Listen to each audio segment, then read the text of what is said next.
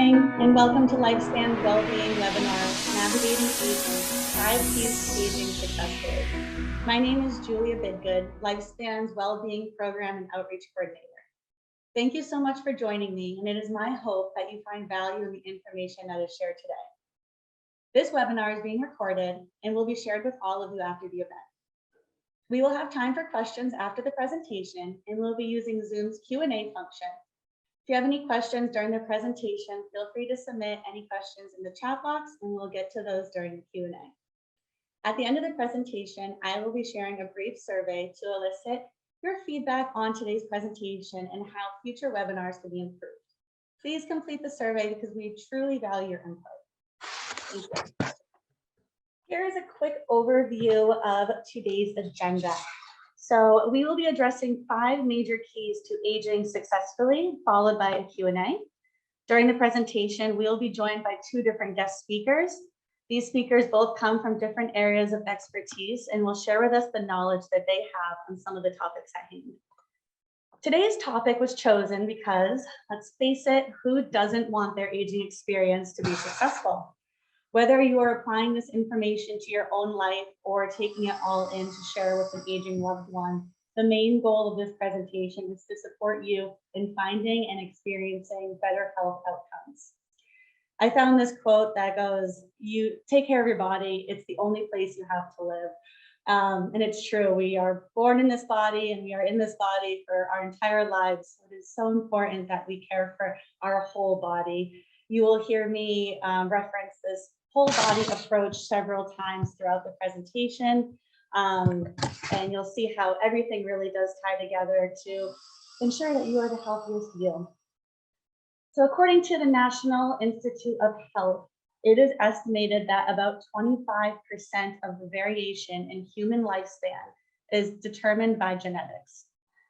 This means that almost 75% of our lifespan outcomes are dependent on factors that we can control. I say almost because there are, of course, some environmental factors such as air quality or food accessibility, etc. But today we'll be focusing on the factors that you can control or alter to live a healthier and an ideally longer life. I added this graphic, shows a diagram showing how an overlap of 3 things: engagement with life, avoiding disease and disability, and high cognitive and physical function all come together to result in successful aging. While of course there are many diseases and disabilities that cannot be avoided, many of them can be. It is our responsibility to set our bodies and our minds up for success, while we let genetics do the rest. My hope is that you will all step away from this webinar with some tips and tricks to improve your well-being so that you can experience better and more positive health outcomes in the future. So as stated in the title of this webinar, we are going to address 5 keys to aging successfully. Those 5 keys are physical health, emotional and social well-being, intellectual and cognitive well-being, spiritual well-being, and financial security and estate planning. Number 1 is physical health, and this is a big one. I'm actually going to break this up into 5 categories. So those 5 are physical activity, sleep, hygiene, relaxation, and a healthy diet. Physical activity. We should all be aiming for 30 minutes of physical activity every single day. If you are anything like me, you probably use the phrase, "there's just not enough time in the day," several times a day. So if 30 minutes a day of exercise does not seem feasible off the bat, I totally get it. But what helps me accomplish this is working exercise into my everyday activities as much as possible. For instance, when I forget an ingredient at the grocery store and I realize I have to run to the corner store, I don't just get in my car and drive unless it's raining. I try to walk. I take the stairs as much as possible when presented with the choice. And I also remind myself that a lot of the things that I like to do for fun can double as exercise. I almost always have music playing in my home, and I find that more often than not, I'm dancing along with it while I do chores or cooking dinner. If you have a dog, odds are you're taking it out for walks a few times a day. or maybe you have a cat that's like mine that doesn't go outside, but loves to be chased around the house and play a game that I would consider a 50-50 mix of hide and go seek and tag. Perhaps you have young grandchildren that want to run around in the yard, go play at the beach. As you can see, there are so many fun and passive ways to get exercise without really feeling like you're exercising.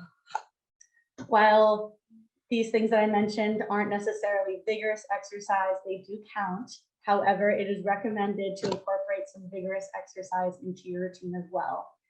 Vigorous is usually defined as a workout that gets your heart rate up and has you breaking the sweat. This type of exercise often feels a bit more daunting to people, as it usually requires a bit more time, perhaps more specific clothing or gear, and is in general just a bit harder. Try your best to incorporate some vigorous activity into your routine, but if you're not currently getting any exercise at all, any little bit will be beneficial. So I encourage you to start small to avoid burnout and risk of injury. Also helps to break up the workout, makes it a lot more manageable. If I asked everyone to stand up and do 50 squats right now, a lot of us would not feel happy about that. But if you tried to break it up throughout the day, maybe you do 10 in the morning, 10 before lunch, and some after dinner, you could get that 50 done easy. So little things like that. When you're waiting for your food in the microwave, your leftovers to heat up, do calf raises. There's so many little things that you can do to get your body moving, to engage your muscles, and stay physically fit. Also, I encourage you to minimize the amount of time spent sitting down and try to break up long spurts of sitting with short stretching or walking breaks. One trick that I have is I set little reminders on my phone to stand up and stretch or take a little walk around the office, whatever it is, just to get me up and moving, get the heart rate going. The physical benefits that we get with regular exercise are huge and go far beyond just looking better or being thinner. With regular exercise, you will likely experience a reduced risk of heart attack, easier to manage a healthy weight, lowered blood cholesterol levels, a lower risk of type 2 diabetes and some cancers, lower blood pressure, stronger bones, muscles, and joints, which leads to a lower risk of developing osteoporosis, a lower risk of falls. This one is huge as we age. Many of you know that falls can be majorly detrimental to our overall health, especially as we age. More effective recovery after hospitalizations or bed rest. And in general, you will just feel better due to increased energy. You'll be in a better mood. You'll be feeling more relaxed, and you will be getting better sleep. Aside from the physical health benefits of regular physical exercise, there are also a plethora of mental benefits. And if you recall, mental wellness is also one of the 5 keys to aging successfully. Some of the mental health benefits from regular exercise include a distraction from negative thoughts or daily worries. Exercising in a group setting provides an opportunity for increased social contact, and increased fitness may lift your mood or improve your sleep patterns. Exercise actually changes levels of chemicals in your brain, such as serotonin, endorphins, and stress hormones. The second aspect of physical health that I'm going to go over is probably my personal favorite, and that is sleep. I don't know about you all, but I love my sleep and I truly cherish my sleep routine. However, from talking with friends, family, peers, coworkers, I know that that is not the case for everyone. I hear so many people say that they don't have a regular sleep schedule, or they talk about how they only got 2 hours last night because they couldn't stop watching the latest Netflix series. And as someone who just struggles to function, if I don't get my full 8 hours, I'm amazed by this. I always joke that I am like the Snickers commercial, and instead of the "you're not you when you're hungry," it's "you're not you when you haven't slept well." So poor sleep really does take a toll on me. It is recommended to get 7 to 9 hours of sleep per night. I think that some people experience or notice the cognitive effects of getting poor sleep more than others, but on some scale, a lack of good sleep is causing irritability, daytime sleepiness, slowed reaction time, reduced focus and concentration, problems with memory and attention, and can exacerbate symptoms of anxiety and depression. Unlike the effects of poor sleep, the benefits of good sleep, aside from improved brain processing, are more behind the scenes and are benefits that you may not notice day in and day out, but their impact on your overall health is huge. Maintaining a good sleep schedule can aid in tissue repair as well as overall immune system function. The next aspect of physical health I'm going to bring up is hygiene. Poor hygiene can result in not only negative physical health outcomes, but can also affect your social and romantic life, which in turn can negatively impact your emotional and social well-being. As you can see, as we go through this presentation, many of the topics we are covering overlap in time together. I think it's important to note that health and wellness truly needs to come from a whole body approach. You cannot focus on just one of these keys to successful aging. You must acknowledge and approach them all harmoniously to achieve the best results. So two of the biggest areas of concern when it comes to hygiene include oral hygiene and hand hygiene and overall cleanliness. Poor oral hygiene goes far beyond bad breath and can lead to many other serious health issues. For instance, cardiovascular disease. Having poor oral health puts a person at risk for heart disease. If the gums are inflamed due to the bacteria that causes periodontal disease, that same bacteria can actually get into the bloodstream, causing the arteries to build up plaque and harden. This leads to blood flow problems and heart blockages, and it increases the likelihood of having a heart attack. The damaging impact on the arteries and blood vessels can lead to hypertension and increase the risk for strokes. Poor oral health can also affect the brain. Substances that are released from gums inflamed by infection can actually kill brain cells and lead to memory loss. Dementia and possibly even Alzheimer's disease can result from gingivitis when the bacteria in the mouth spreads to the nerve channels or enters the bloodstream. The respiratory system can suffer as a result of poor oral health. Bacteria in the mouth from infected teeth and swollen gums can be breathed into the lungs or travel there through the bloodstream. Once there, the bacteria can lead to respiratory infections, pneumonia, acute bronchitis, and even COPD. Not only are diabetics already more susceptible to infections, such as infected gums that lead to periodontal disease, but periodontal disease can in turn make diabetes more difficult to control. Symptoms can worsen as blood sugar levels go haywire because of gum disease. It is especially important for diabetics to take good care of their oral health to prevent complications with the disease. Because gum disease can lead to higher than normal blood sugar levels, a person with poor oral health is at an increased risk for developing diabetes. And obviously, poor health practices such as smoking or using tobacco products can lead to oral and throat cancers, but also other types of cancer have been known to be linked to gum disease. Risk for kidney cancer, pancreatic cancer, and blood cancers is much higher for people who have poor oral health. Chronic kidney disease is also a serious health problem that affects the kidneys, heart, bones, and blood pressure. Infections in the body, such as periodontal disease, can lead to kidney disease. People with gum disease generally have weaker immune systems and are more likely to acquire infections. Many people who suffer from very poor oral health also suffer from kidney disease. Kidney disease can be fatal as it leads to kidney failure or cardiovascular disease. Some ways to combat poor oral hygiene: brushing your teeth and gums for 2 minutes at least twice a day, floss the teeth daily, avoid smoking cigarettes or chewing tobacco products, use toothpaste and mouthwash products that contain fluoride, limit sugary drinks and foods, and eat a well-balanced diet for optimum nutrition. Hand hygiene and overall cleanliness. It should come as no surprise that studies have reported an association between improvements in hand hygiene and the reductions in rates of intestinal parasitic diseases.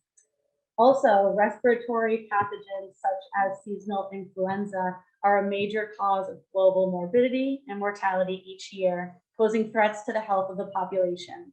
And these are more easily spread and spread more rapidly in the absence of good hygiene and cleanliness.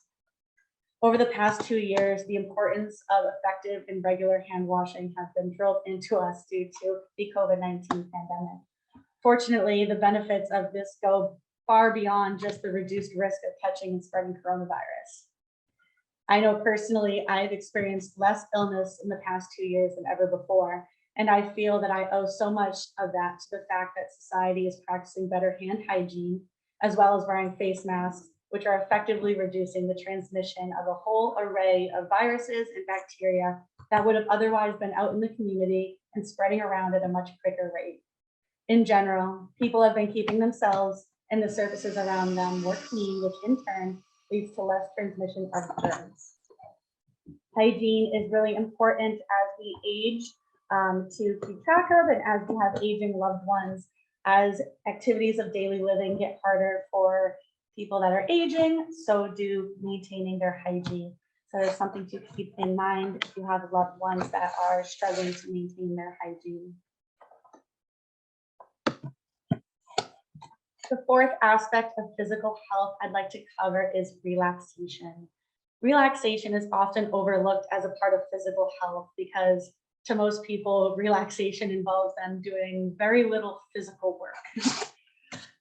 When faced with numerous responsibilities, tasks, or the demands of an illness, relaxation techniques may not be a priority in your life. But that means you might miss out on the health benefits of relaxation, which, as you can see from this list, there are a bunch.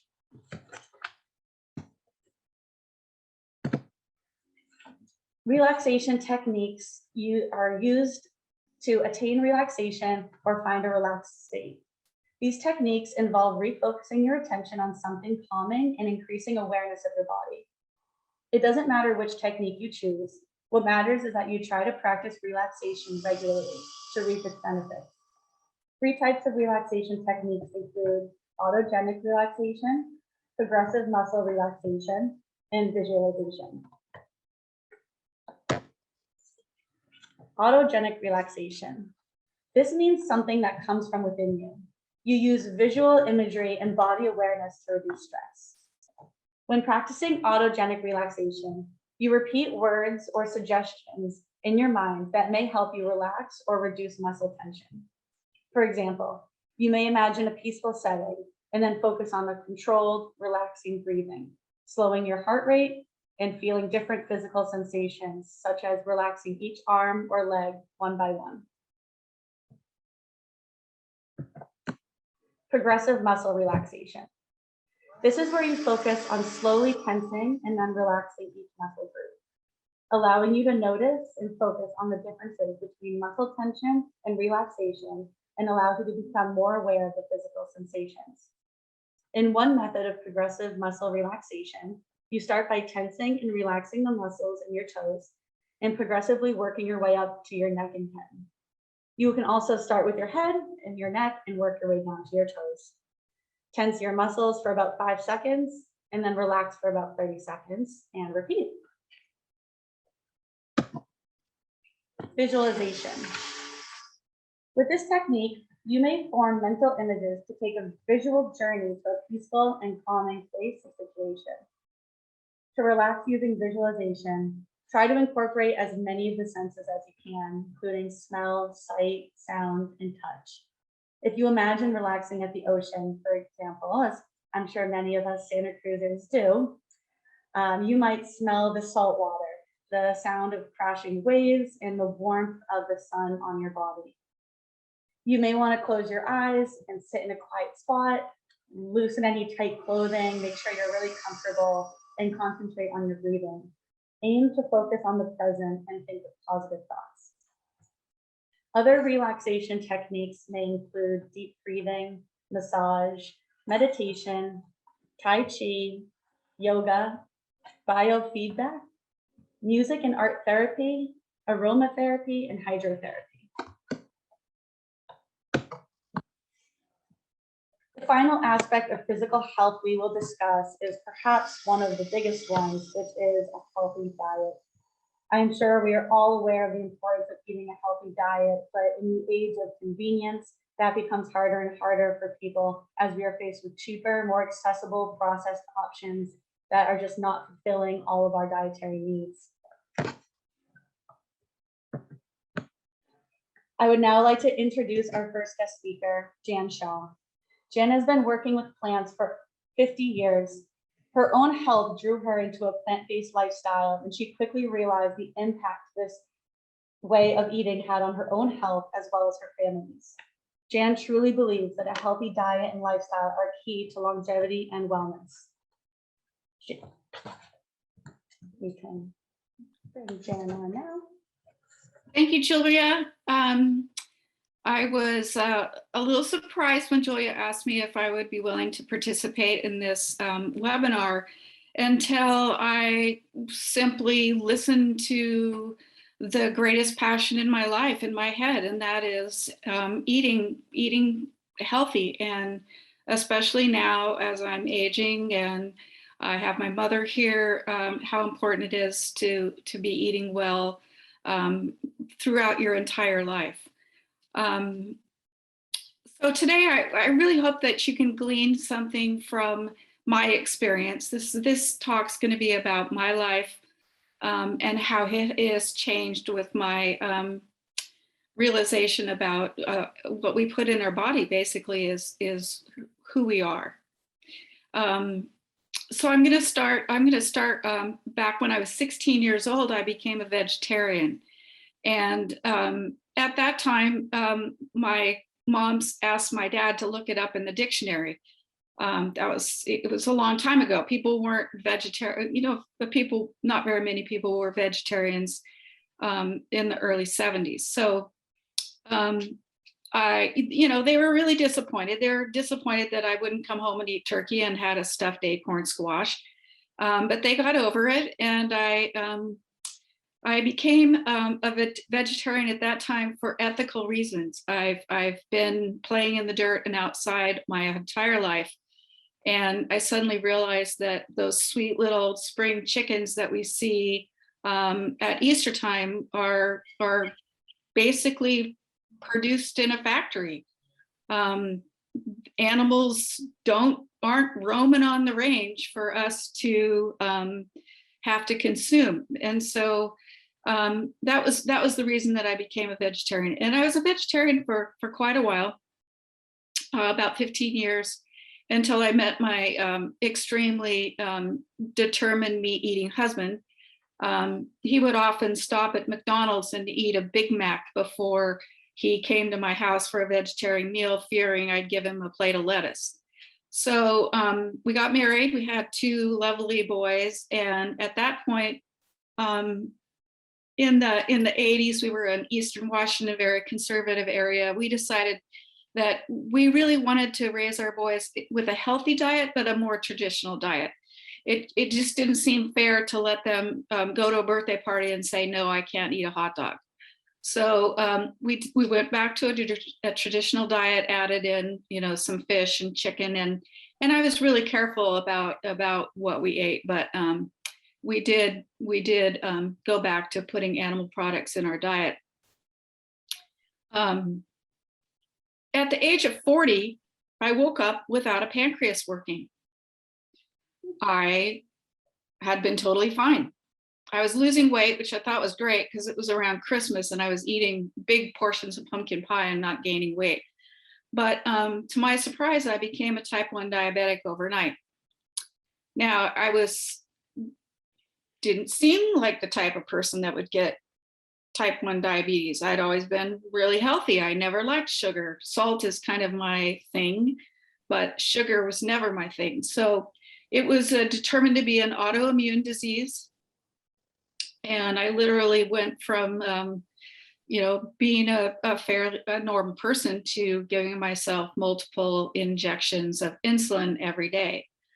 It changed our lives considerably. I always said it really, out of an incurable disease, it was a really good one to get. my kids really learned a lot. They were very young.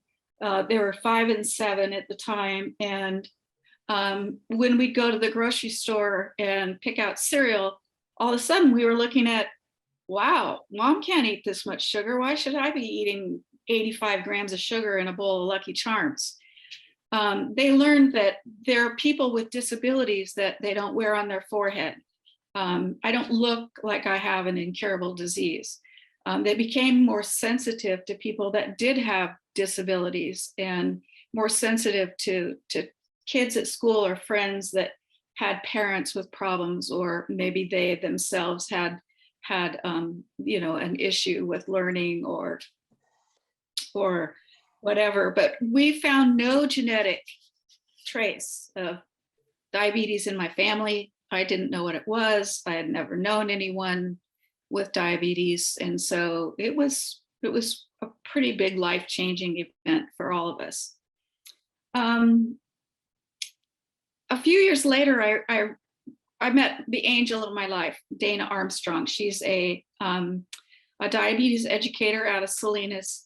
And her story was that she had rheumatoid arthritis that was so bad that when she would travel to speak, they'd have to bring in a lounge chair for her to sit in. She went on a plant-based diet, and it incredibly changed her rheumatoid arthritis. She was off all of her drugs within a year. She's a prominent speaker on the topic, and she really encouraged me when I went to see her. She said, I need you to try this diet. I need you to try a plant-based diet. She even took me on as a sous chef when I drove down to Salinas for a 6-week class and participated in working with type 2 diabetics on a plant-based diet. And what we saw was incredible. She would take their blood pressure readings every week. This was a 6-week program. We did cholesterol testing, and there were actually 3 people that were off all of their type 2 diabetes medications during that 6 weeks. There were people whose cholesterol dropped 40 points. They dropped weight. Their blood pressure was dropped. Things like eczema disappeared, or a little bit of arthritis in their hands was gone. Skin problems, allergies. It absolutely opened up a world to me that I never thought I'd be exposed to. I was extremely impressed and really, really excited. So I stopped going down to teach that class. I'm still in touch with her. She's built a brand new center and is doing a lot of really great research. But I did come back, and I started assisting in teaching plant-based nutrition classes here through Cabrillo College Extension. The changes that I found that were so remarkable in me in a very, very short time was that I dropped my insulin usage by 20%. So I use very little insulin now. An average person might take 50 units a day. I take 11. And so I really saw some really big ones. My cholesterol dropped 80 points. I just became, I just felt better. I had more energy. I was healthy. I mean, I really have to say, I've been a diabetic 28 years, and I have had no complications, which, the complications of diabetes, they're very, very, very serious. My life changed with COVID, and I don't know if there's probably not a person here who wouldn't agree with me that our lives really changed. I had always been very, very close to my mother and my father before he passed away. But my mom lived in assisted living here in Scotts Valley for 16 years. She moved in when she was very young. She wanted to be there. She was a big participant and did really well. But when COVID hit and I couldn't see her every day, her dementia, early dementia, plummeted into Alzheimer's. I think we're going to see a lot of research on the impact of what COVID and that isolation has done for our elderly population. But it just broke my heart. It just really broke my heart. So 18 months ago, we moved her into our home here in Aptos, and she's been with us ever since. I think she felt rescued. I felt grateful. I could never do that again. We're a family that's had 68 Christmas mornings together. Not seeing her for 3 months was devastating, and it really, really took a toll on her.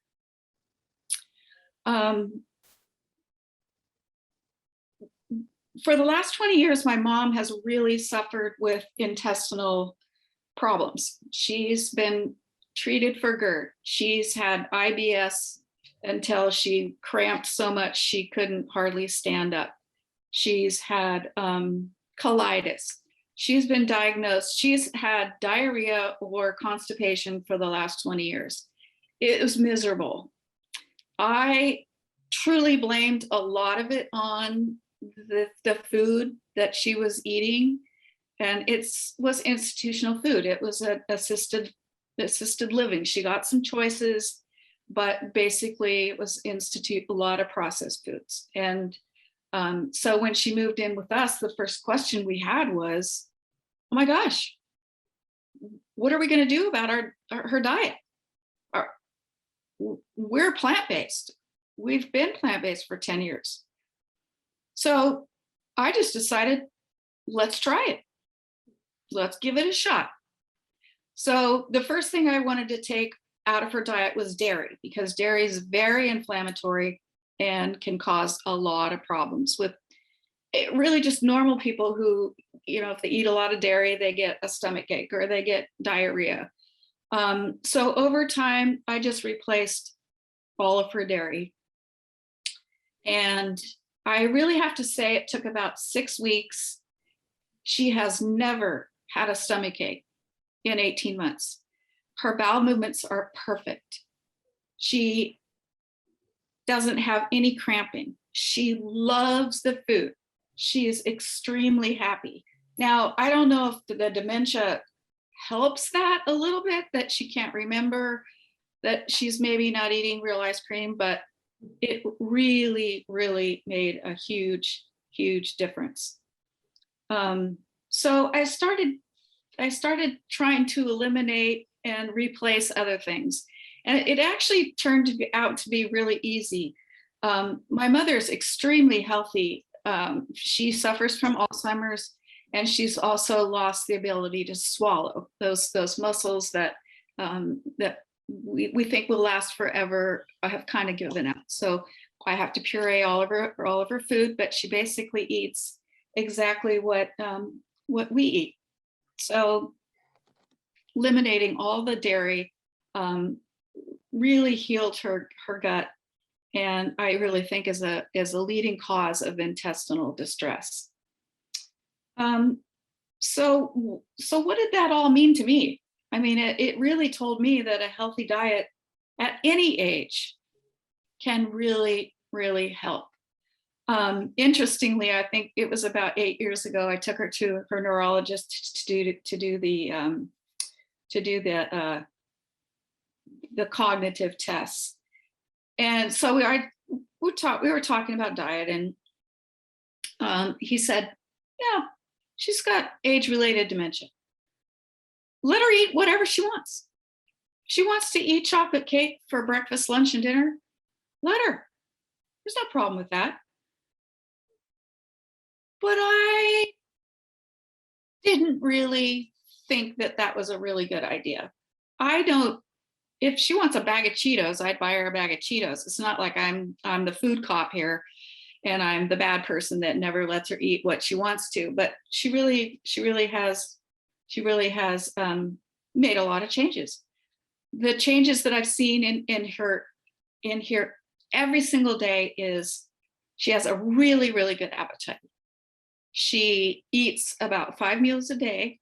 She eats actually more calories than I do. She's very healthy except for losing the ability to swallow and then the Alzheimer's. And soaking wet, she weighs 80 pounds, but she has not lost a pound in a year and a half.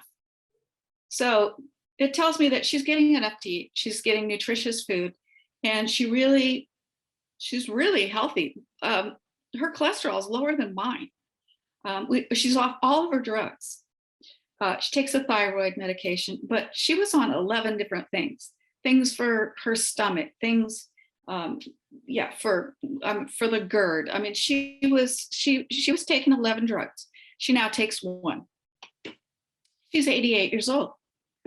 So, a lot of us, you might be thinking, well, my gosh, how do you do that? I started when I was at the age of 40 of trying to eliminate processed foods. Processed foods makes our lives really easy. But when I take my kids to the grocery store and we'd look at cereal boxes and look at the amount of sugar, we'd also look at the ingredients. If you look at a box and it's got a list of ingredients that's that long, and you only recognize the top three, which is sugar, cane sugar, and glucose or another form of sugar, and the rest of it are preservatives and chemicals, that doesn't make any sense to me. And I'm not telling you to eliminate every processed food. We have processed foods in our home. We buy things in boxes, but we certainly have very, very few. And I think that is also really, really helps to eat that whole food based diet, because we know what it is. We live in such a great area. There's 87 different crops grown in Santa Cruz County. How could you not want to participate in all that year-round wonderful food that we grow right here? The other thing that you have to kind of think about is if you're trying to help someone, yourself or an elderly person, is their weight. My mom is really little. I'm actually the big, huge girl of the family, but she is really little, and so I add fats to her diet. More fats than a normal person, more fats than I need. She could eat 5 avocados a day, high in fat, great whole food, really, really, really easy to digest. I add oils, avocado oil. I'll put olive oil. I have to blend all of her foods, so I'm often adding flax seed or chia seed or they make all the nuts that are so good. She can't chew, but you can buy them ground. So you can buy almond meal to add to things to fortify them. I do put a lot of chia seeds, and they get stuck in her teeth just like mine. I had to check my teeth this morning before I started this.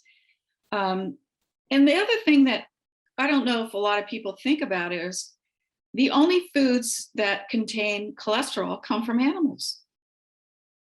My mom had a quadruple bypass in her 60s because she grew up on a farm in Kansas, and she scooped the cream off the milk and had it on her cereal every single day. When she went in for an angiogram in her 60s, her chest looked like the Watsonville Slough in the summer. There weren't even any tributaries. There weren't even any paths in the arteries. It was immediate open heart surgery. I've seen brain MRIs that they've done on her. Her brain's filled with this sticky yellow. I mean, when you look at pictures of cholesterol, it's nasty. It's really nasty. Her brain's full of all of that.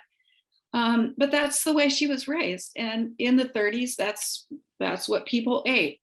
But it doesn't mean that we have to continue to put cholesterol in our bodies. And even at 88, I need those 25-year-old stents to last.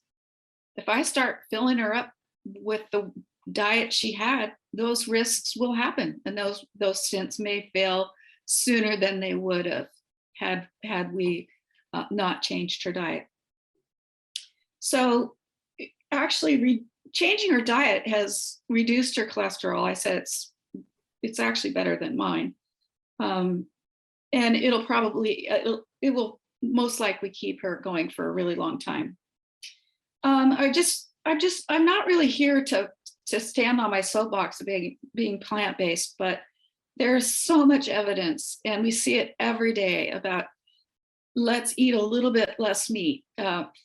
Meat is becoming factory farmed. It's not produced well.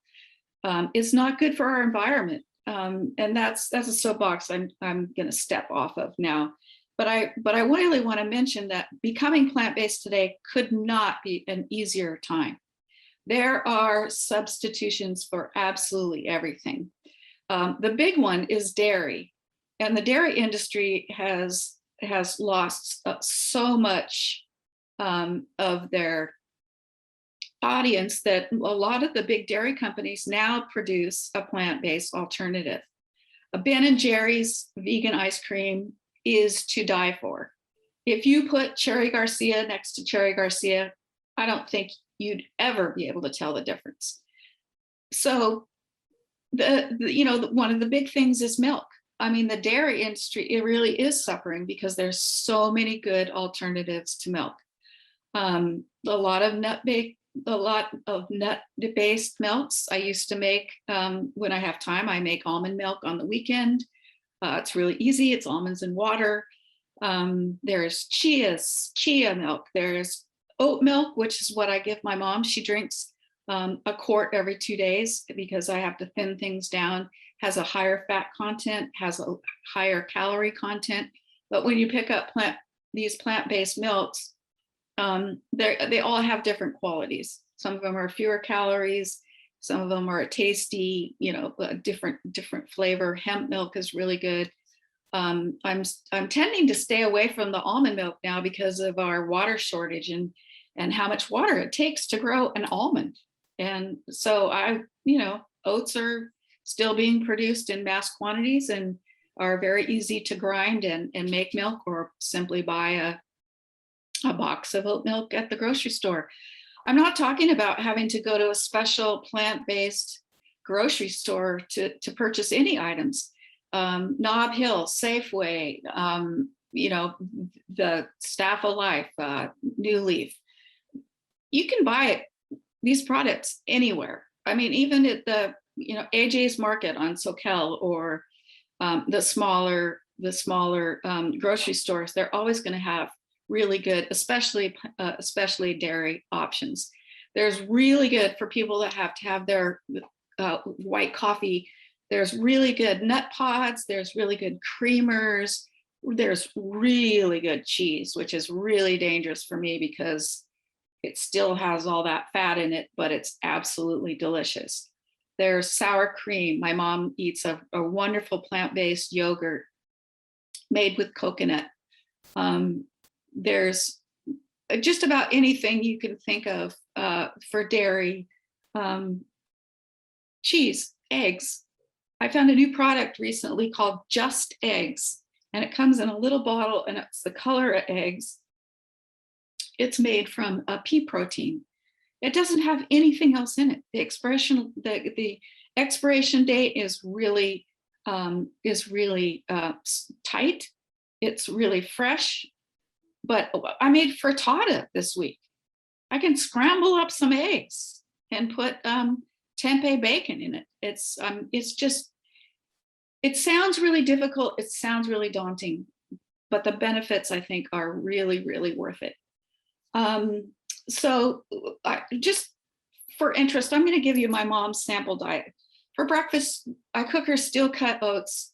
It's the least processed form of oats you can get. So usually I go for the least processed foods. So I cook up some steel cut oats with a 10-inch banana, a huge banana, and about 2 cups of oat milk.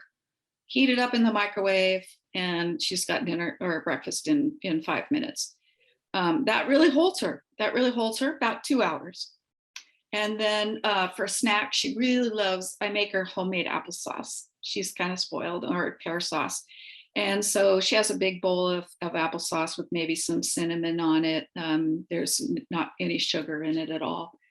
And then for lunch, she really likes a big bowl. And I'm talking about like a cup and a half of non-dairy yogurt. I put it in the blender with fresh raspberries or blueberries, whatever's in season, because berries are so great as antioxidants, and we should be eating them every day. By the end of the week, when I don't have any groceries, so I've got a can of pears or apricots or peaches, because we really need to get in fruits, vegetables, and grains. And that's what we really need to focus on getting in our diet. She might have another snack in the afternoon. Well, typically she does. And I found this great product called Orgain. And Orgain is a natural, much more natural, plant-based Ensure. And my mom was drinking Ensure when she was in assisted living. And I think the combination of all of that rich chocolate and sugar, it kind of spiked her, kind of like, oh, yay, this is yummy. Oh, I'm exhausted. So I have found a substitute. I can buy it by a case at Costco. It also comes in a powdered form. My son uses it as an endurance athlete to give him a little boost after a really tough workout. I make a couple, dinner is pretty much the meal that we all eat together, but we don't always eat the same things. I make 2 soups a week and we eat a lot of leftovers. I make 2 soups a week. Usually they're creamed, but if they're not, I can make a really big pot of black bean chili and put that in the blender with a little bit of cheese and sour cream, and she loves it. But typically, this week I've made a carrot soup, and today I'll make a cauliflower soup.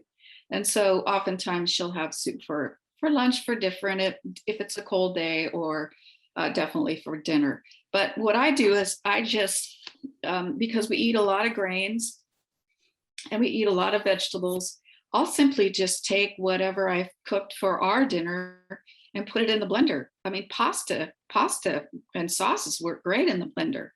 One of her favorite foods is macaroni and cheese. And there's a plant-based company called Daiya, D-A-I-Y-A, that makes cheeses, but they also make a boxed vegan macaroni and cheese. So last night, cooked her up the entire box and put it in the blender with a little bit of oat milk, and that's one of her favorite meals. Beans can be tricky, starting older people on beans, or even younger people. If they're really not used to beans, they can be really pretty tough and feel undigestible. But the trick for that is to start with the smallest beans. So start with lentils. If you think you can't eat beans, try lentils. They're small, they're very easy to digest, they're extremely good for you. We eat a lot of lentils. I actually batch cook lentils and garbanzo beans every Sunday because we eat 4 to 6 cups of them a week. And so, another favorite dinner of hers is a sweet potato. Put it in the microwave, take the skin off, make it mushy, not soupy, but pretty mushy. And then I just puree some lentils and serve that on top with a little bit of cheese or a little bit of sour cream. So, the things that really don't work are, I eat a lot of broccoli. It actually has more protein in it than meat. And when you puree broccoli, it looks like baby food. It's just disgusting. So I really try to make her meals look as much like ours as I can. And there's always a variety. So she might have mashed potatoes, or she might have, she obviously doesn't eat salad, but I always include a fruit for her dinner. So we try to, we eat a lot of tofu. Tofu is just like chicken. Chicken is not chicken until you do something with it. right? I mean, you take out frozen chicken and you marinate it and then you bake it or you fry it, and tofu is just the same. It's a wonderful, wonderful food. There's a lot of controversy that's now been totally turned around about a lot of soy, but it's a really easy food to fix. I can scramble it and make it like a little tofu scramble. That's what we have on Sunday morning. That's really good for her. But I can honestly tell you that when people come to visit her, she's on hospice now. When people come to visit her, she talks about the great food she gets here. And I think I don't think that will ever change. She's really happy and really healthy. And it's really, really done a lot for my health. And obviously her health also. I just want to mention one more thing, and that is diabetes. Type 2 diabetes is rampant in our country. It's rampant around the world.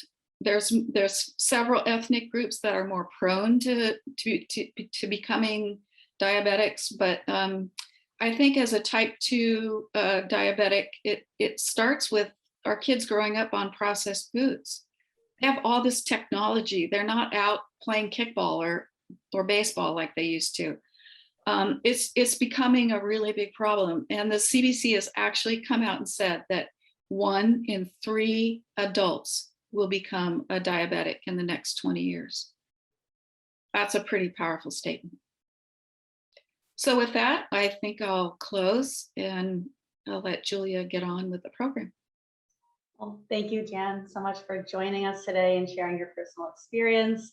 I loved how you said that getting diabetes, you like have such a silver lining kind of mindset. You're like, it's a good disease to get because it really did change your life and the life of your families. And you really kind of took it and ran with it. And instead of letting this diagnosis rule you, you kind of took charge. And yeah, I love that. And I agree with the fact that there's so many alternatives now that it's easier now more than ever to incorporate those into your diet. So we did get some questions during your presentation, so I think we'll just address those during the Q&A time. We can kind of come back to it and answer any of those.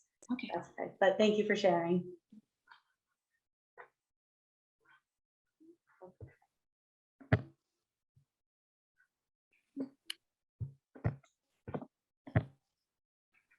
Okay.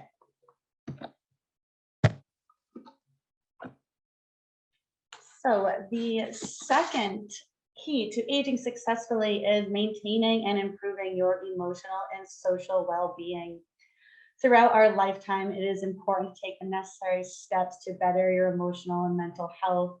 I find that this is often left on the back burner for most people. And just in recent years, it seems there's been a huge shift in the way we look at mental health, the stigma around it, and how we can combat it. Some common practices to overcome this are seeing a therapist, getting regular exercise, and talking to your doctor about medication that might be able to help you.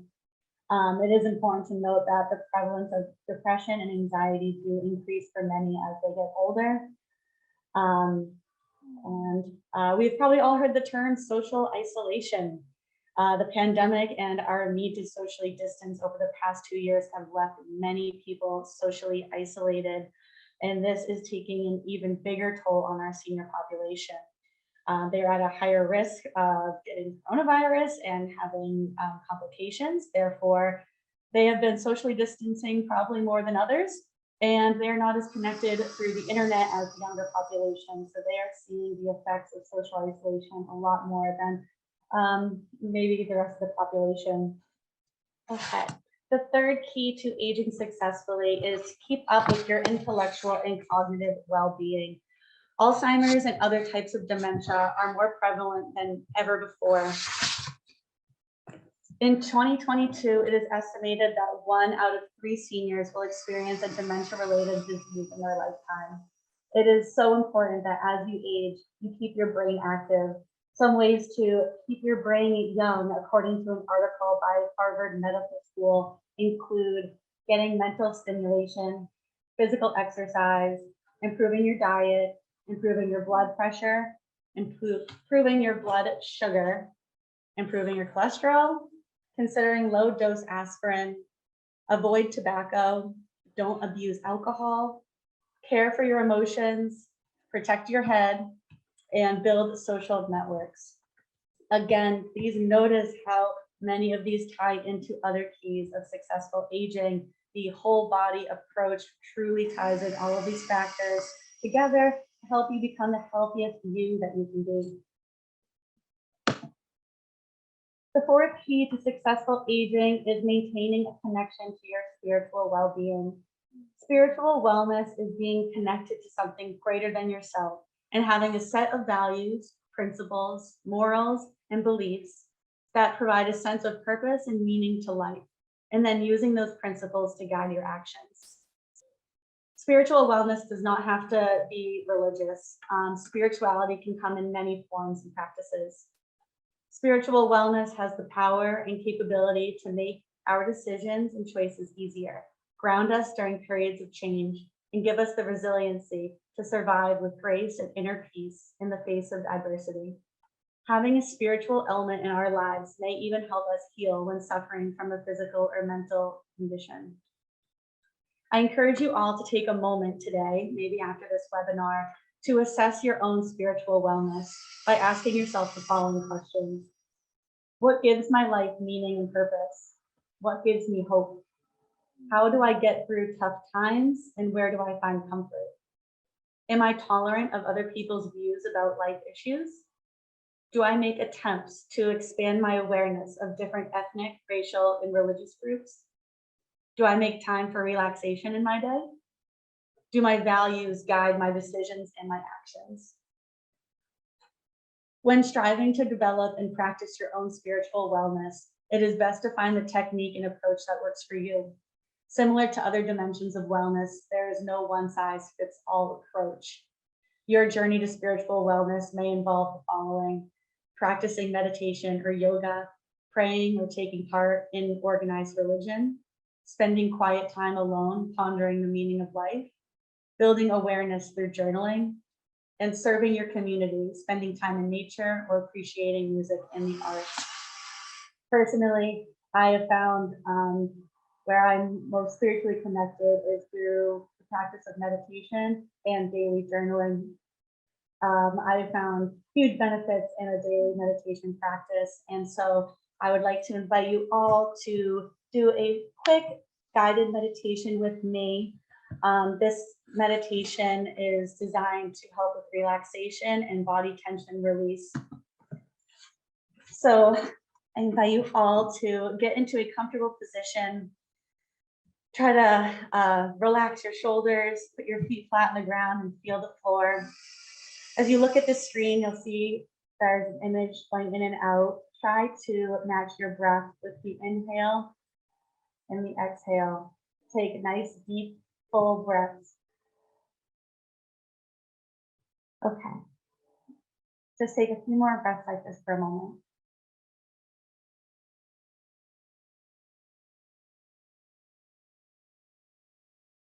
I'd like you to start by focusing on your toes.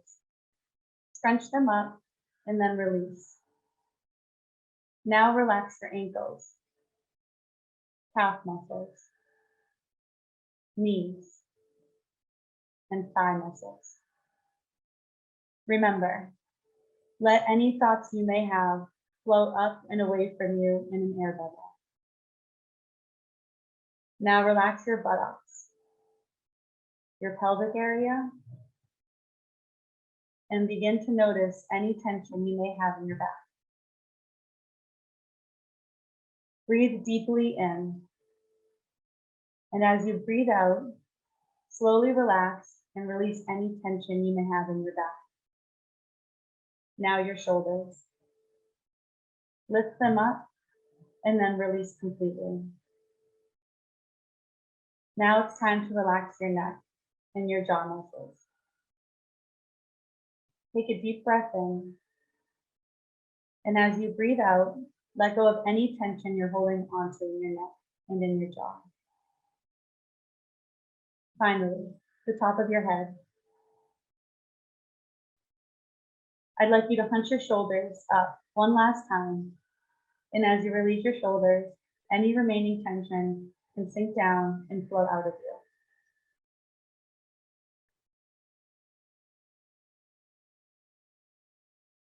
Take a few more deep breaths and enjoy this feeling of relaxation and calm for a little while longer.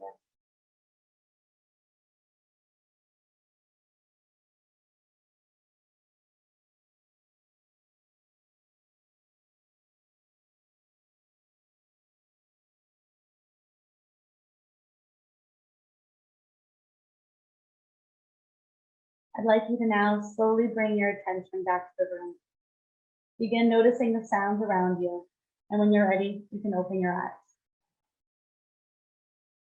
I want you to all take a moment to assess how you're feeling. I hope that that brought you some calmness, some relief. This type of guided meditation is called a body scan, and it's where you focus on and purposely relax your entire body, one area at a time, taking plenty of time in each body area, allowing to relax and de-stress as much as possible. This actually ties right back into the relaxation technique that we mentioned before, progressive muscle relaxation. If you found this beneficial, I encourage you to incorporate meditation into your daily life. It doesn't have to be a guided meditation, but if you like having someone guide you through it, there are a lot of apps. There's YouTube channels. A really good app is the Calm app that does have a monthly cost, but if you are a Kaiser member, you get that for free. But it is also totally worth the cost. And there are also some really great free ones that if you're interested, please reach out to me after this webinar, and I'd be happy to share with you some resources.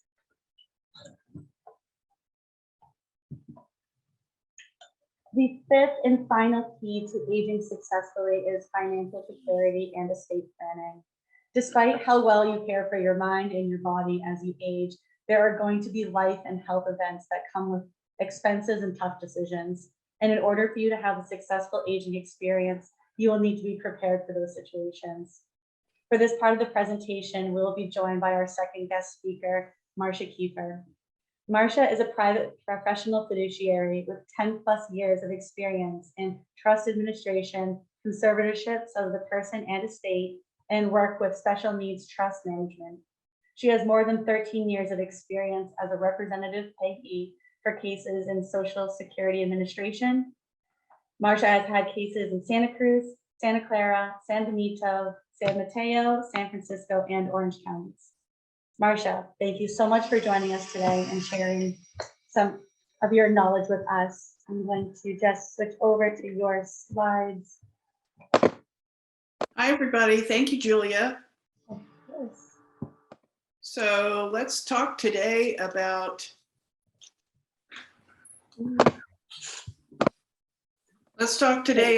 financial safety and estate planning. And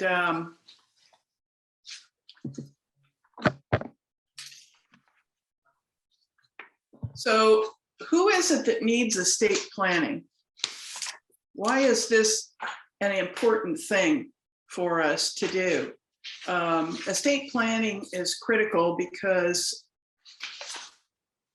you worked your whole life to be able to build up an estate that would take care of you and help you to be able to afford to focus on the types of things that Julia and Jan have talked about. So now your estate will finance all of those things for you. So let me say from the overview, and we're going to move to our next slide now. I'm not an attorney. I'm not a physician. I am what is called a professional fiduciary. And what does that mean? What that means is the state of California has licensed me to give people a hand with their medical, financial, and document legal needs. So I haven't passed the bar. I haven't gone to law school. I haven't been to medical school, but I work with attorneys all the time. I work with physicians on behalf of my client, and I take on helping people, whether their case is in the courts or outside of the courts, so that they can be taken care of and their needs can be met. And so let's take a look at the next slide and let's talk about who needs estate planning. So anybody with any kind of assets really needs estate planning, and that can be somebody who has significant cash. You could have a home, you could have rental real estate. You could be somebody who has collectibles. Maybe you have a stamp collection with some very valuable pieces. Some people collect art. You may be surprised at how much money you might have in a pension, annuity, and even if you're a business owner, your business can be considered an asset. So it's basically, it's income producing things for you. Some people are earning significant money online. You make money if you have a lot of YouTube followers, for example. There is a kind of a notable number of people who are talking about being a DIY business and being makers of services and products. Those types of things also would lead someone to thinking that estate planning to protect what they've made would be a great thing.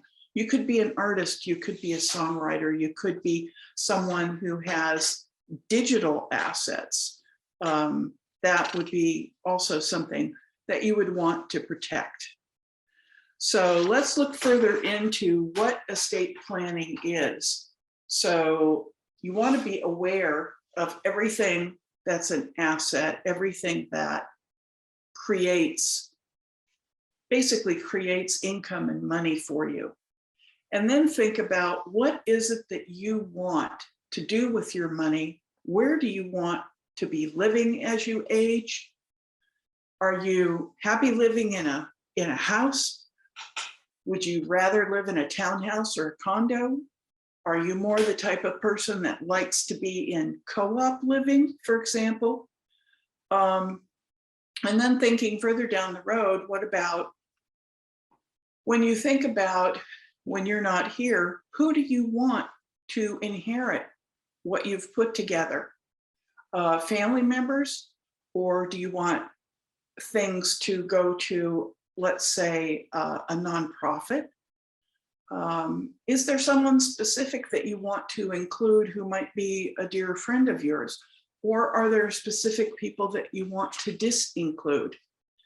This requires written documents, okay? And so we're going to talk a little bit about the types of documents that you draw up. An advance directive, living will, medical power of attorney, financial power of attorney, and what a trust does for you. So let's move on. And here are a few things that you don't want to do. Don't just use a website. Don't use a NOLO press book. They're wonderful, but don't use just that to do your estate planning. Why? Because an attorney, yes, I know, we're all afraid of attorneys. Nobody really wants to work with attorneys, but guess what? We need to, as Shakespeare said, screw our courage to the sticking place and really get in there and make the appointment with an estate planning attorney and move ahead to get the types of documents that we want done so that we know everything is going to be taken care of, including us. Because guess what? Your estate is for your care. And so if you do the estate planning properly, what ends up happening is, gee, the way it's set up, it attends to your needs, just like Jan is taking care of her mom. Often people get into assisted living and can't envision that they would be moving in with family members. But if you plan, you can do a lot of different things that are very flexible. And I'm guessing that Jan's mom is getting an incredible high level of care. And we certainly know that her diet couldn't be better with what Jan is doing, you know. So it's important when you meet with an attorney not to think that you know more than the attorney. I don't care how many webinars you've been on or how many books you've read. Have some questions planned before you go into their office. Don't just do something automatic. There are tools that you can use online that will do, let's say, kind of an AI version of estate planning. That's really not the way to go about it. Get an attorney who knows this aspect of the law. And that's important too. You're not going to go to, for example, an attorney who specializes in, let's say, intellectual property, unless that's a big piece of your estate and you are an inventor with patents. Okay. And the other thing I want to tell you is estate planning is not one and done. You're not going to go in and do this and then never look at your estate plan again. Why? Because what you should be doing is looking at your estate plan. Let's say you take care of it and you have it finished next month. April 2022, you're done. And then April 2023 will be your month to look at it again to see, oh, I still like the same trustee for a successor trustee. I still want things to go to the same people. Nothing has changed. Or maybe something big has happened and you decide you really do want some changes made, and the attorney can help you with that. Okay. All right, next. I've said it before, let me say it again. Don't do this without a professional. I'm serious. Attorneys are not scary.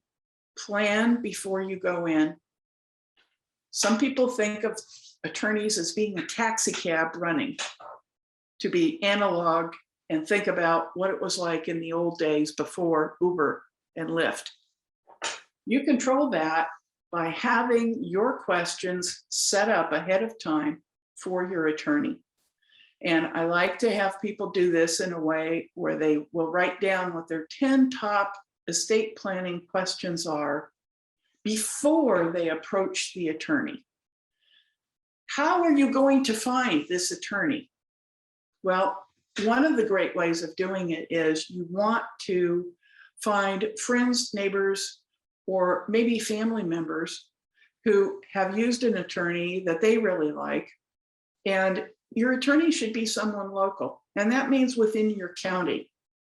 You can go to another neighboring county, but keep aware that there are different rules of the courts, for example. And even if you're doing something that is not initially going to be happening in a court, you want to make sure that the attorney is close enough to you, local enough to you, that they understand what is going on in your county and in your background. So you want to get a specialist. The type of specialty that they should be involved in is estate planning. So if you don't get recommendations from friends or family, the other way of going is go ahead and contact your county bar association. So attorneys, after they start practicing, they have to be members of the bar to be able to practice.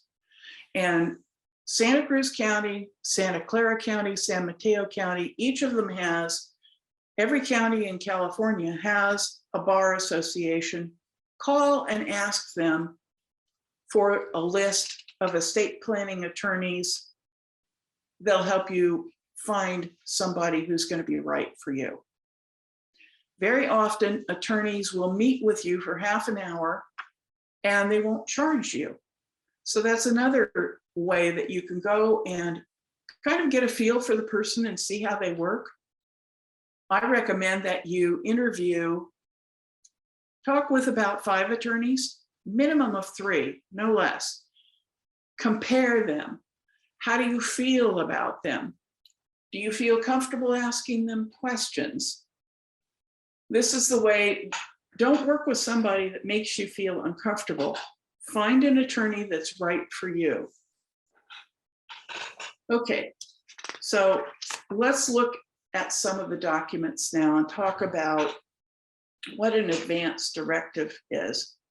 So when you start talking about directions for medical treatment, an advance directive will, for people who are going to take responsibility for you if you can't make decisions, then an advance directive is clearly letting doctors and hospitals know what you want.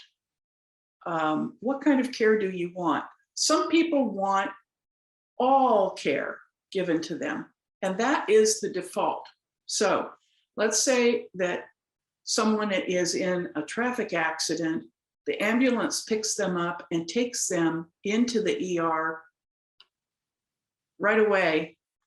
If they don't have your documents on file, you're going to be up for all treatment. Whatever tests that the doctor orders, you're going to get everything. The advance directive can be very specific.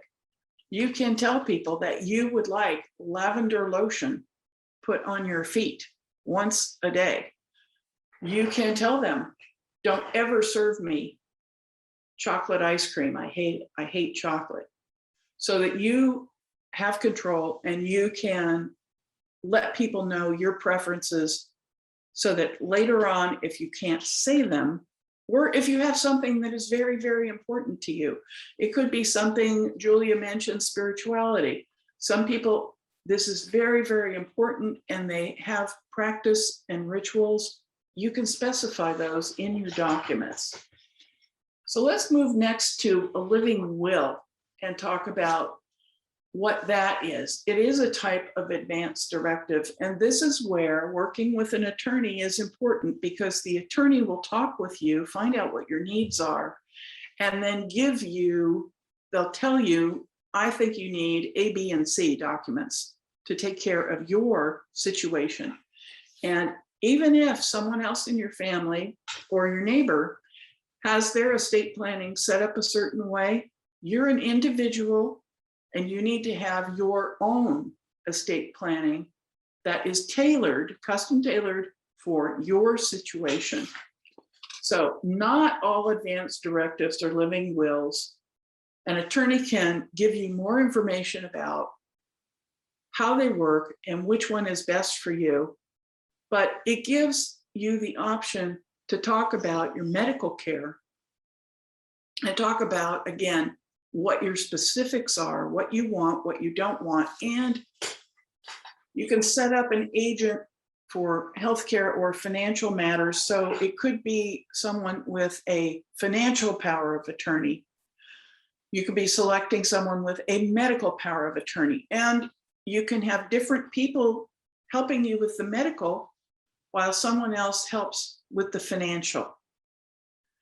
And keep in mind with these types of things, if you're doing powers of attorney, you retain your rights. A power of attorney, as long as you have capacity, a power of attorney can be changed and you can have somebody else serve.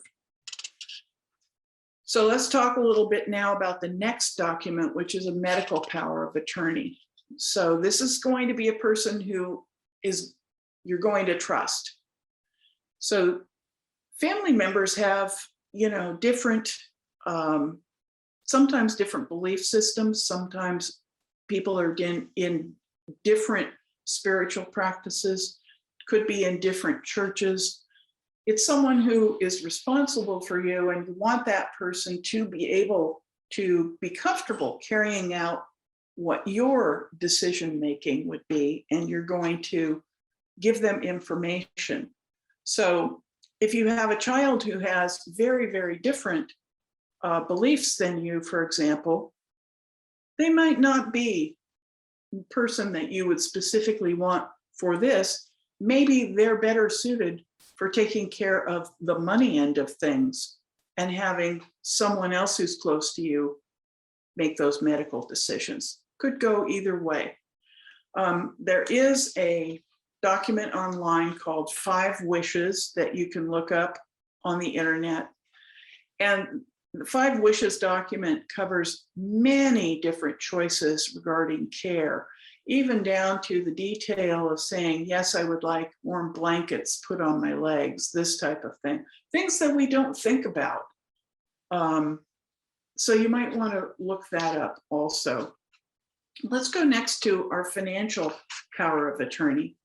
Financial power of attorney is a document that what you're doing is you're going to name the person who is going to handle your checkbook, your online accounts, make digital payments for you, make sure that your mortgage is up to date, or collect rents if you have rental properties. They're going to be looking at your statements monthly and make sure that your Social Security money is coming in, that benefit money is there to take care of you. So you want to make sure that this is a person who's responsible, who's trustworthy. They will be going to the bank and be stepping into your shoes and conducting business for you. So this should be somebody that you trust, and it should be someone that you're comfortable talking about money with. So sometimes it's a person who's in your family. Other times it's not a family member. It might be a close friend. It might be a professional fiduciary for people who don't have kids, for example, or often spouses will take this role on for one another when one spouse becomes a little bit less capable and maybe needs to hand the job off to someone else. And let's move next to trusts.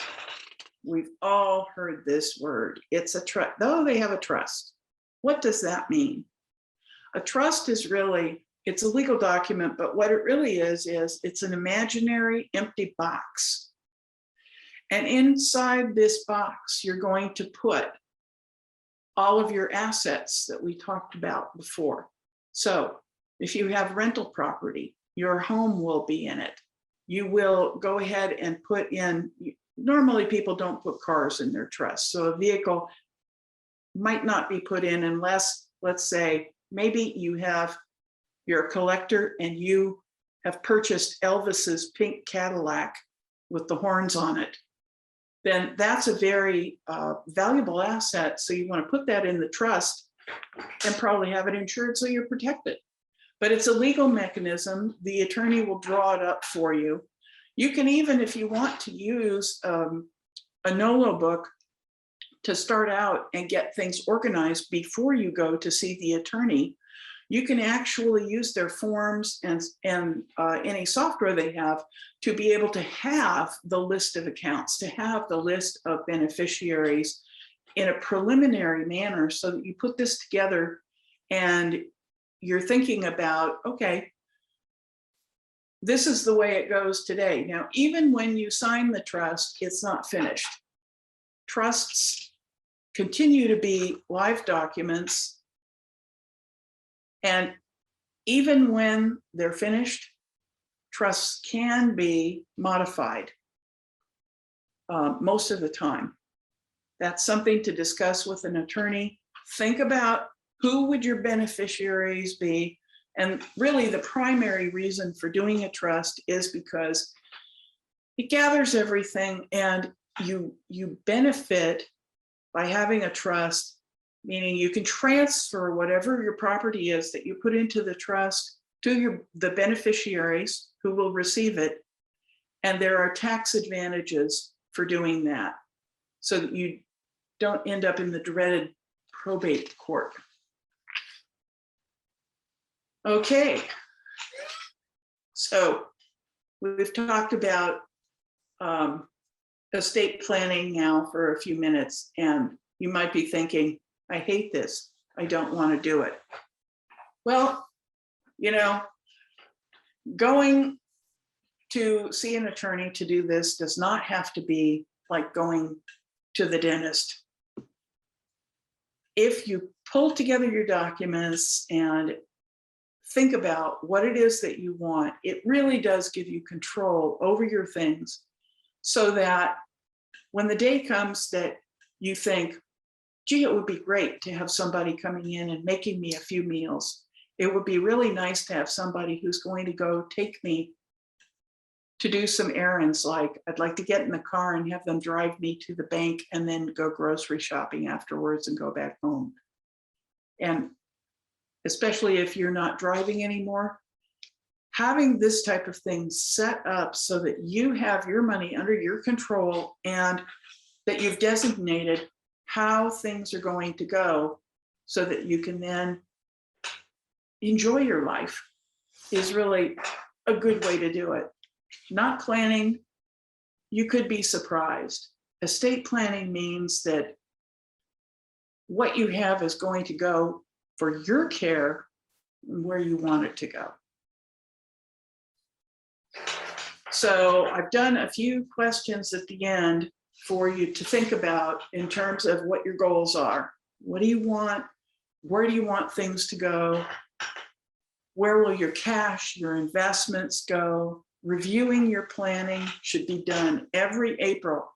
After you do your taxes, then review your estate plan. You have everything kind of fresh in mind, and get yourself into a situation where you have a good attorney relationship. That means that we have to step up and be open with the attorney about what it is that we want and the way we would like it to happen. So with that, I'm going to turn it back over to Julia and let us know if you have any questions.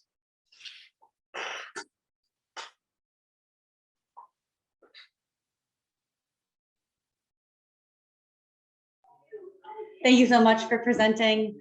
I appreciate all of your input. I'm sure that is, just to get back to the slide, information that many people benefited from just then. Share screen.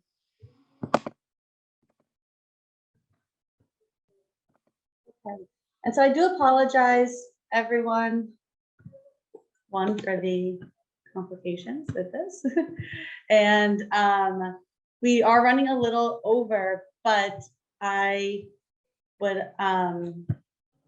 still want to do the Q&A. If you do have to run, the recording of the webinar will be sent to all of you. So if you have to go get back to work, get back to a different obligation, you can always go to the recording and get these answers. But in the meantime, we will answer these.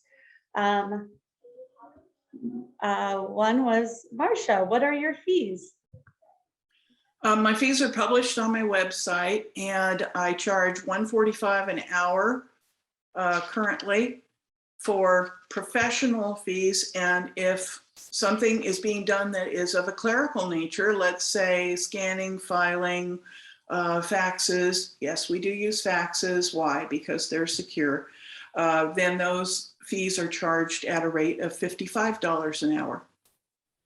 Awesome. Thank you. And Jan, can you please specify dairy foods that should be eliminated? Milk, ice cream, yogurt. Is lactose free okay? Thoughts on gluten-free and hemp seeds? And also, how many blenders do you own? Because it sounded like you do a lot of blending. One really great blender, a Vitamix. It's the premier. It grinds up almonds and everything else. I have a really small Little food processor. I think I got it at Target for $15 that I use for my mom because she never eats over, 2 cups of anything. So I have that for her. But yeah, one blender works perfect. Hemp seeds are great. Hemp seeds are full of protein. It's one of the only foods that are a complete protein, meaning that they have all the amino acids that are essential. They're delicious. You can put them in anything. I recommend maybe about 2 tablespoons a day. They won't upset you. They won't upset your any part of your body. I don't think there's any side effects from hemp seed. I would recommend eliminating all dairy if you're diagnosed as lactose intolerant. Then I would definitely eliminate milk, but that doesn't mean that you can't eat a fake egg, so to speak. So what was was there another question? Yes, it was lactose free. What are your thoughts on lactose free dairy? Oh, it's fine. I mean, lactose free dairy is fine. I mean, I don't see anything wrong with that. Perfect. So Another question was, Jan, can you give us an example of what a day in your life home of meals looks like? And it looks like I might have been asked kind of before you went over that. yeah, I think I went through that pretty good, giving you a daily example. A lot of people have questions about, oh my gosh, like, oh, I can't eat carbs. People are so freaked out about carbs. We can't survive without carbs. I mean, these keto diets of not eating carbs there's all kinds of carbs have just got a bad rap. Just eat good carbs. Just eat beans and grains, and carbs can be cookies and donuts and cakes, and you can eat those too if that's really what you have to have. But people, the biggest questions we get in our classes are, where am I going to get my protein? Where am I going to get my calcium? Oh my God. And where am I going to get, all the nutrients? And the great thing about a plant-based diet is, and including hemp seeds, is a lot of things have a lot of fiber. And the older we get, the more fiber we need. And you can do that spoonful of Metamucil before you go to bed, but you're really not going to get as much as putting a couple tablespoons of hemp seed on your oatmeal in the morning. So there's lists and lists and lists of things that, if you're concerned about where's my protein coming from, or a special vitamin or such, it's pretty easy to find all that information. And Jan, have you found a cost-effective solution for natural foods? A cost-effective solution. I think the question is that, natural unprocessed foods can seem expensive. I think I think people, we get that question in our class. How can I ever afford this? And I'm not talking about, buying your peanut butter at Staff of Life. I'm just saying that when you think about it and you eat whole foods, they're pretty inexpensive. I mean, it's the processed frozen meals that are really expensive. And I have time to do the batch cooking. So on Sunday, I buy I buy everything bulk, almost everything, spices, all my grains, beans, and, to cook up a pot of beans is just not, I mean, you can buy a can of garbanzo beans for $1.39. You can cook, 4 cups for $1.39. So I think you have to look past this isn't a specialty type of diet where everything has to be super expensive. The cheeses are a little bit more expensive, but look how expensive beef has gotten. I mean, I don't really know, but I mean, the cost of foods has really gone up. Mm-hmm.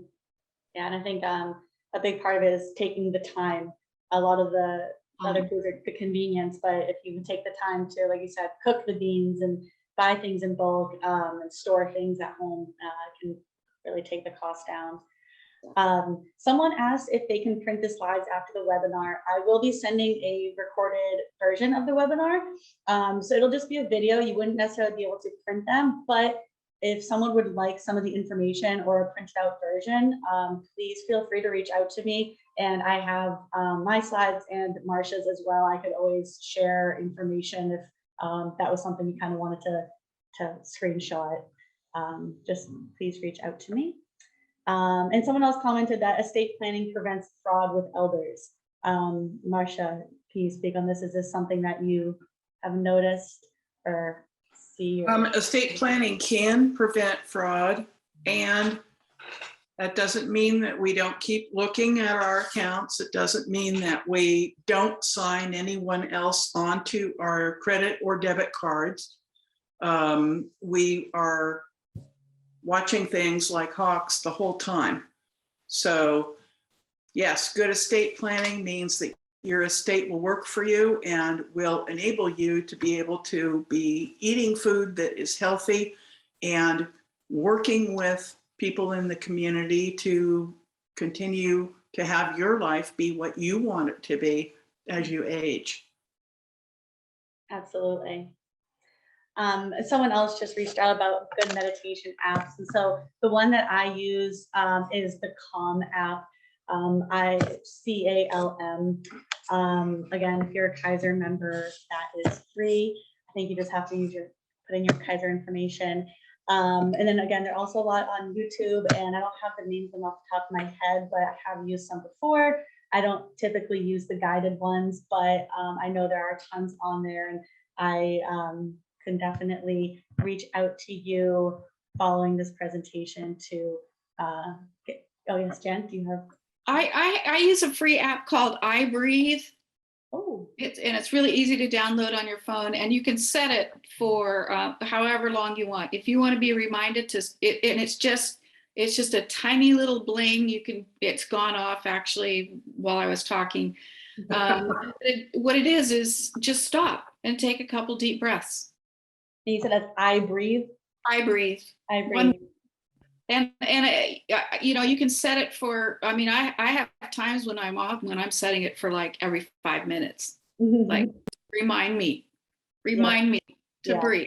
Not that I always can stop and do that really deep in and out, but it works for me. Yeah, really easy. I have mine reminding me every night at 8:30. Says take a break, meditate. And I was like, oh yeah, okay, I will. Okay, well, I think that ends our Q&A. We are almost done, so hang in there, everyone.